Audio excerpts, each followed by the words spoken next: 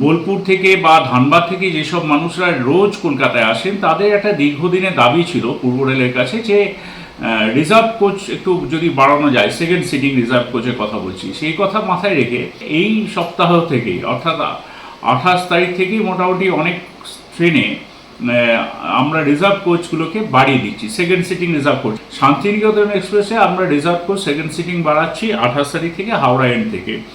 Coalfield express, যেটা হাওড়া থেকে ধানবাদের জন্য একটা উল্লেখযোগ্য ট্রেন বা ধানবাদ থেকে হাওড়া আসার জন্য উল্লেখযোগ্য ট্রেন, এইখানেও হাওড়া এন্ড থেকে আমরা রিজার্ভেশন কোচ জেনারেল সিটিংয়ে সেকেন্ড সিটিংয়ে আমরা বাড়িয়ে দিচ্ছি 28 থেকে।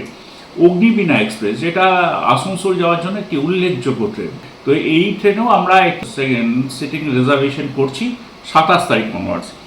এবার আসি মালদা ইন্টারসিটি। মালদা ইন্টারসিটি যেটা হাওড়া এবং মালদার মধ্যে চলে, তো 29 থেকে হাওড়া এন্ড থেকে মালদা ইন্টারসিটিটা কোচ আমরা দিচ্ছি সেকেন্ড সিটিং রিজার্ভেশন। এরপরে আসি বিশ্বভারতী ফার্স্ট প্যাসেঞ্জার হাওড়া থেকে রামপুরহাটের উদ্দেশ্যে। এইখানে পূর্ব রেল সিদ্ধান্ত নিয়েছে second sitting reservation coach provide করা, এবং এটি চালু হচ্ছে 30 থেকে হাওড়া এন্ড থেকে। মৌরাক্ষী, এখানে আমরা রিজার্ভেশন কোচ আমরা দিচ্ছি 30 থেকে হাওড়া এন্ড থেকেই। হুল এক্সপ্রেস, শিউরি যাওয়ার জন্য, শিউরি মানুষের জন্য এটা খুব গুরুত্বপূর্ণ ট্রেনটি।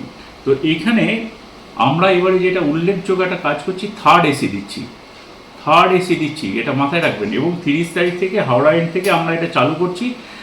একটা এতদিন হুল এক্সপ্রেস ছিল 13 কোচে, 13টি কোচ চলতো হুল এক্সপ্রেসে, এবার থেকে 14টি কোচ চলবে। এটা অত্যন্ত আপনাদের জন্য, মানে আমার মনে হয় খুব ভালো খবর সব মানুষের জন্য। তো এটা নিঃসন্দেহে তাদের জন্য একটা উপকারী হবে, এটা আমরা আশায় রাখি।